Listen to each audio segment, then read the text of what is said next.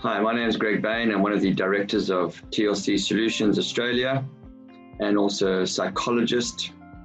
And I've been asked to share 3 tips on working from home and in particular, clarifying expectations. And I'd like to talk about just 3 key tips that are critically important to help make working from home work really, really well. I'll just start off with really quickly explaining the reason why this is so important. And when we clarify expectations, what it does, it creates that psychological boundary between home and work. When we go to work in an office, there's a physical boundary.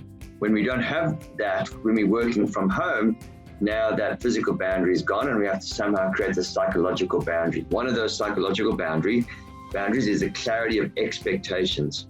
When we clarify expectations, both with our family members and with our workplace, what we do is we give ourselves permission and others around us to manage those boundaries. And most importantly, we eliminate the feeling of guilt. And guilt is a horrible emotion that can absolutely erode our well-being. And what we need to be able to do is eliminate guilt from our lives, from ourselves, and from our family members, and from our work colleagues. And so we need to be able to clarify expectations. Firstly, the first expectation that's critical to clarify is the expectations with your family members, whether it's your partner or children, about what is work and what is home. And this is about being able to define, when am I working, when am I at home, and putting some very clear boundaries and expectations around what that looks like. And it could be anything, but whatever works for you, it's about clarifying what is that expectation. Perhaps it's closing a door, maybe it's putting the glasses on, maybe it's when the laptop lid's open. Whatever it is, define that expectation. This is work, this is home. Secondly, we need to clarify expectations with our manager, with our leader, with our work colleagues. And here, what we need to be talking about here is what is specifically are expected of us in terms of how we're working. You need to talk to your manager around how you structured your day, and depending on your circumstance, your personal circumstances, there might be some of you might be starting work at 5 in the morning, for example, and working to 7:30. Then you've got 7:30 to 9:30 with the kids, and then 9:30 to 11:30 working again. Whatever that rhythm is, it's about having a conversation around what that looks like. What are those expectations? You need to talk about those expectations around what does good look like? What does a good day look like? What is quality? What's good quality? And the more we can define those expectations specifically, the more we're going to be able to deliver what is required for a workplace, and the more we minimize and reduce some of that potential conflict. And it's also clarifying, what does my manager need to expect of me? So it's a mutual expectation conversation.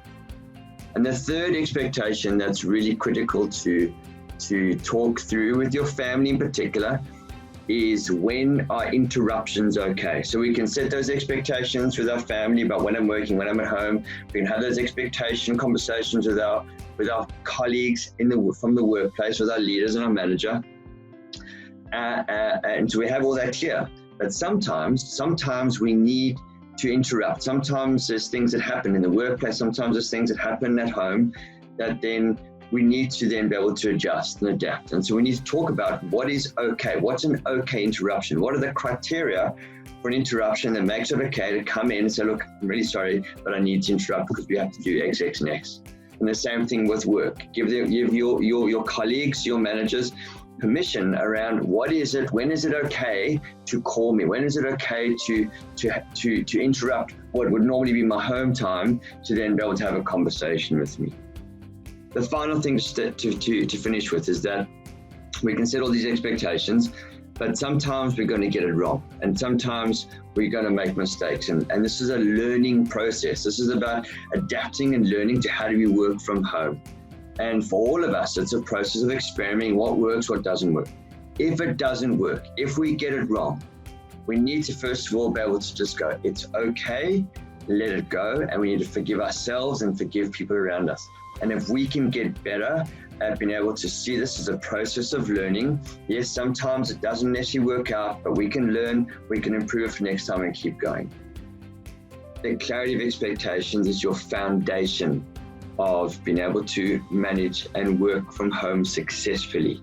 So I encourage you to think about having those expectation conversations with your family, with your work colleagues, and in particular with your family, because what it does, it creates that psychological boundary, and it helps your family understand when are you working, when you're at home, and then they can transition. As much as you can transition, your family can also transition to you now you're at home, now you're no longer working.